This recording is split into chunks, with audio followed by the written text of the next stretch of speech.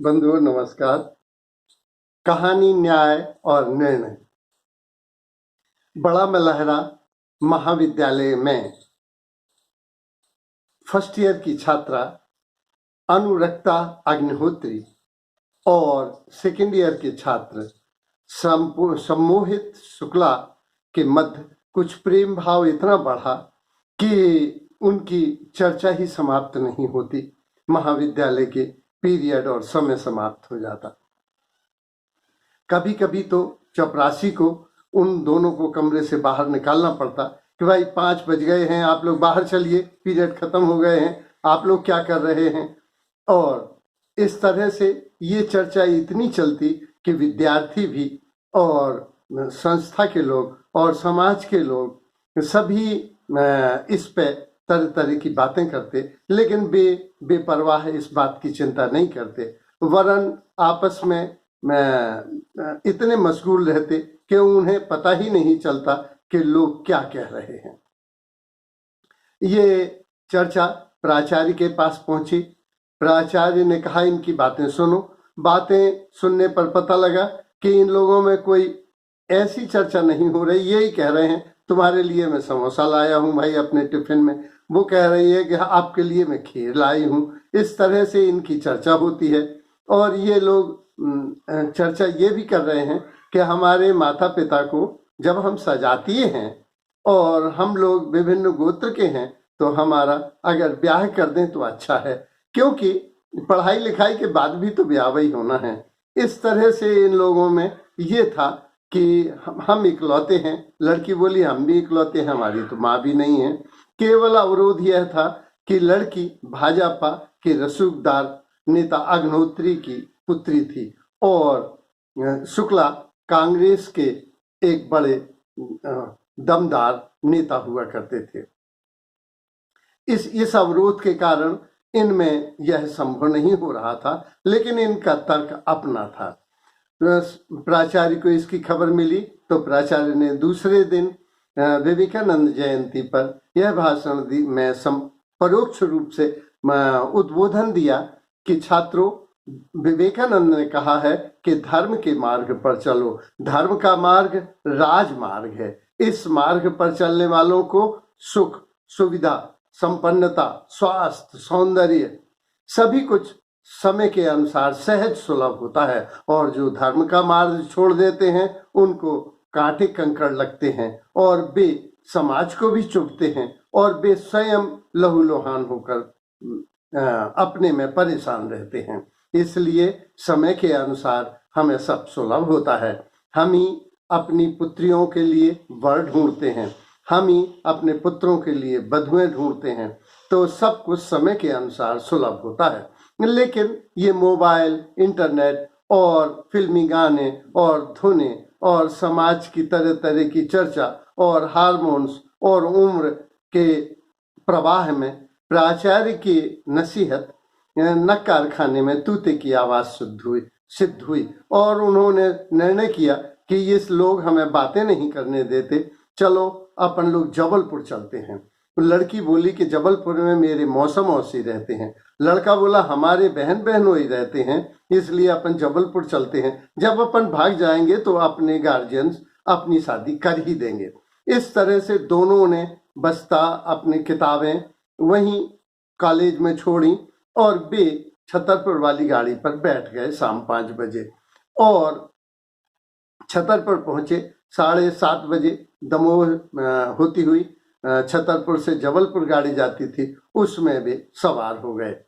इस तरह से जब 6, 7 बजे तक लड़की अपने घर नहीं पहुंची तो सभी लोग चिंतित हुए। पता लगाया गया तो एक छात्र ने बताया कि उन्हें तो हमने छतरपुर गाड़ी में चढ़ते हुए देखा है।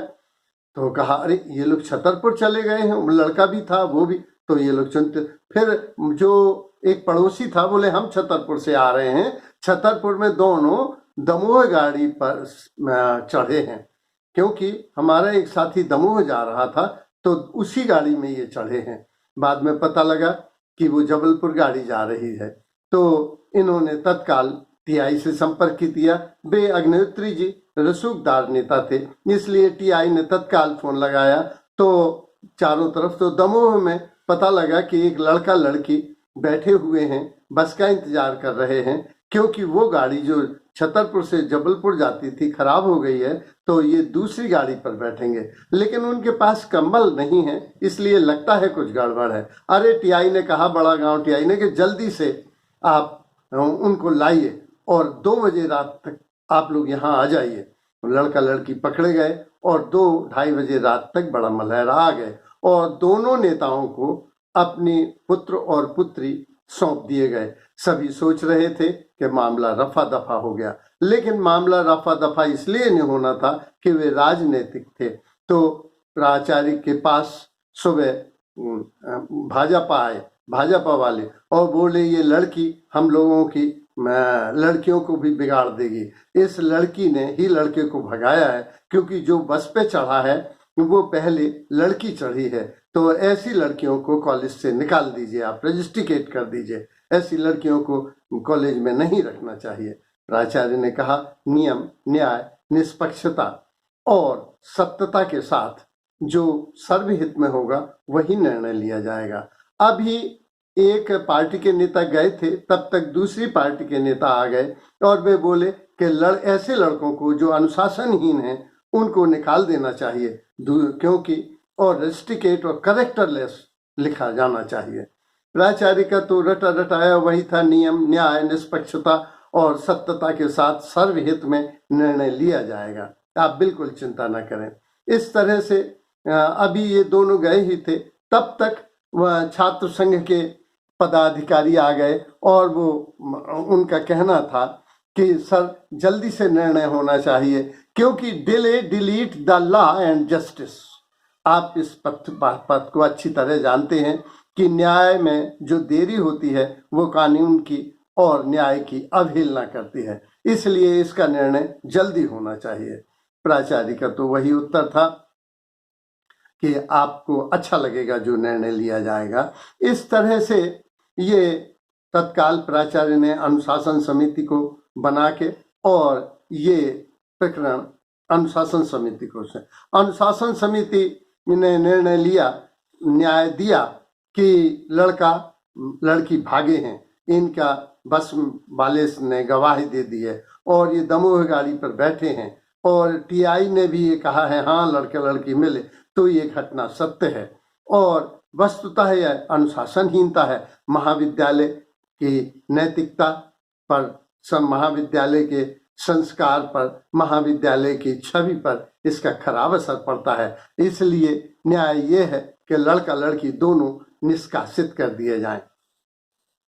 अनुशासन समिति ने यह निर्णय दिया, लेकिन प्राचार्य ने कहा कि इसमें सीधा ये मान लो कोई एक व्यक्ति एक गलती कर दे, तो ए व्यक्ति ने बी व्यक्ति का मान लो मर्डर किया और तो बी व्यक्ति तो मारा गया और ए व्यक्ति को न्याय के नाम पर हमने मार दिया, तो ये तो कोई न्याय पूरा समुचित नहीं हुआ।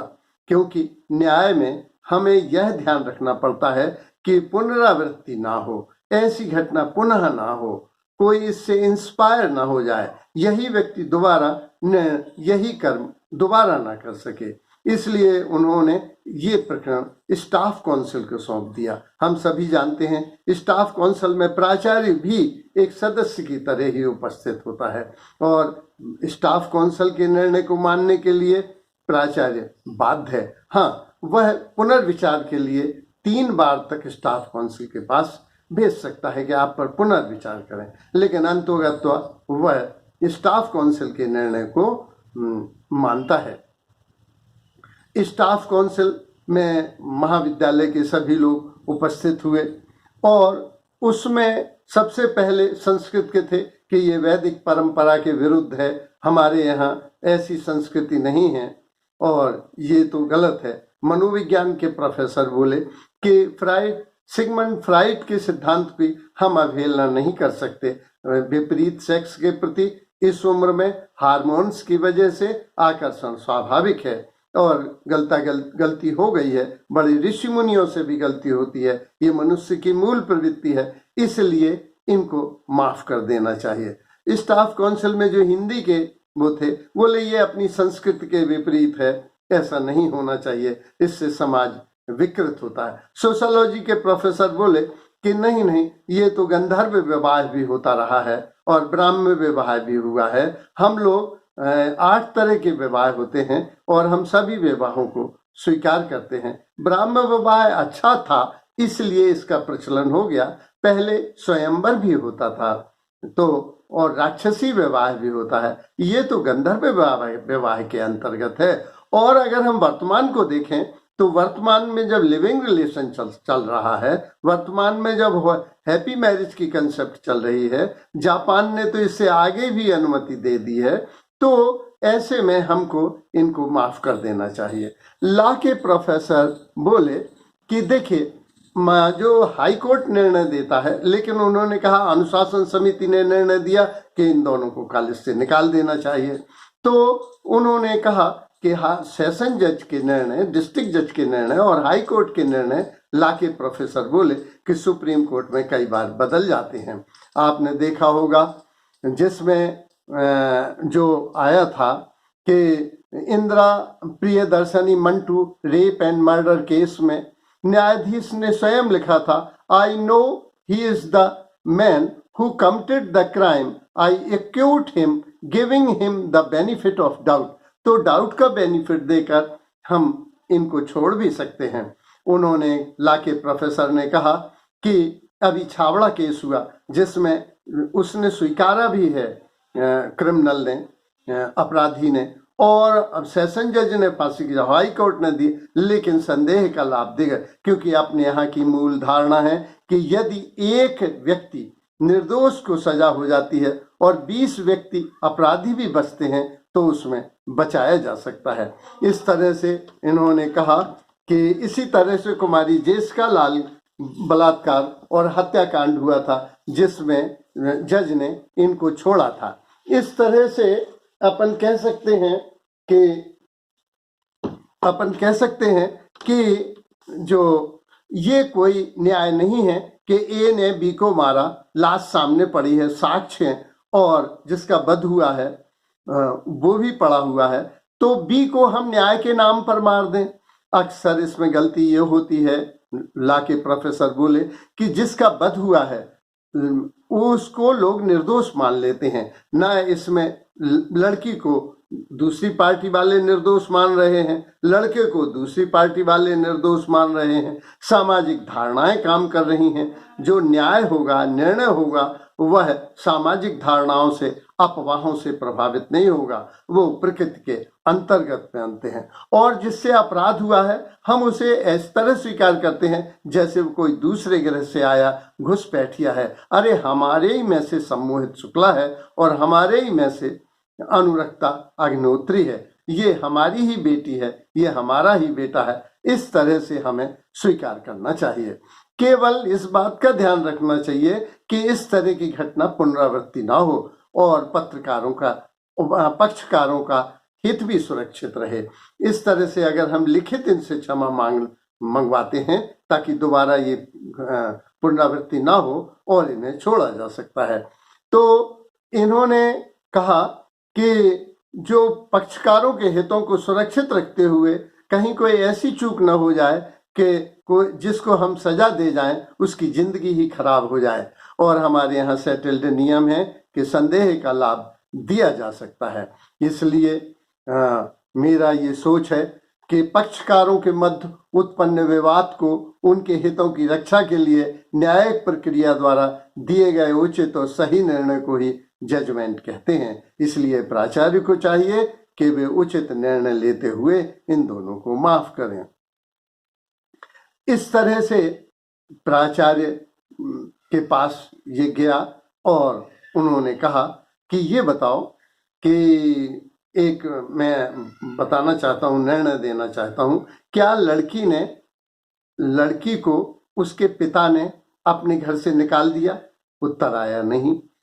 क्या बाप ने अपने बेटे को, सम्मोहित शुक्ला को, अपने घर से निकाल दिया? बोले नहीं। जब ये दोनों पिताओं ने अपने अपने घरों से लड़कों को नहीं निकाला तो फिर मैं भी महाविद्यालय में प्राचार्य ही नहीं हूँ, इन सब का संरक्षक हूँ, पिता की हैसियत रखता हूँ, इसलिए मैं अपने महाविद्यालय से इसको कैसे निकाल सकता हूँ। और उन्होंने अंतिम जजमेंट दिया कि ये दोनों लिखित क्षमा मांग लें, और 3 दिन बाद उनकी अर्जी भी वापस कर दी जिसमें लिखित क्षमा मांगी थी, और उसको कहा कि अब इसको डिस्ट्रॉय कर दो ताकि भविष्य में कुछ ना हो। आज दोनों बच्चे, कोई एक पुलिस में है, एक प्रोफेसर है, वरना अगर प्राचार्य उन दोनों को निकाल देते तो उनकी जिंदगी बर्बाद हो जाती। इसी को जजमेंट कहा जाता है। धन्यवाद।